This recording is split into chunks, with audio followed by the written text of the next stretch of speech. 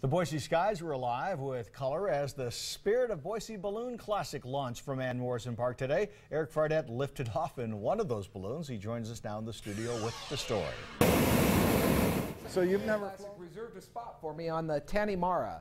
The balloon's flown for more than 20 years, but for me, it was a first-time experience. So you've never flown before, is that true? Those were the pilot's first words as we lifted off the ground, and the people down at Morrison Park got smaller and smaller. But I had no worries because this man's been a balloon pilot for a long time. You know, I think at least 25 years. After I got to 20, I didn't count anymore accurately. I just said, I've been in the air a long time. Now that the safety briefing was over, it was time to enjoy the view. Even with a little smoke in the air, the Boise skyline was impressive from up there.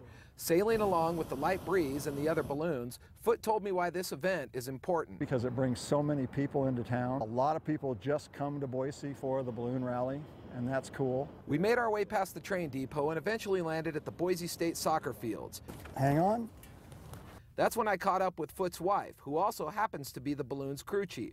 She loves doing this for a number of reasons.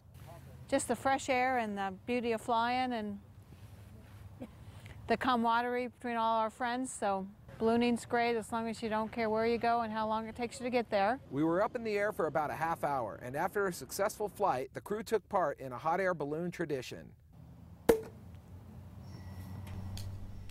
If you've never seen a hot air balloon up close, try to make it out to Morrison Park this weekend. The Spirit of Boise Balloon Classic continues through the weekend. Live in the studio, Eric Fardette, today's 6 on Your Side.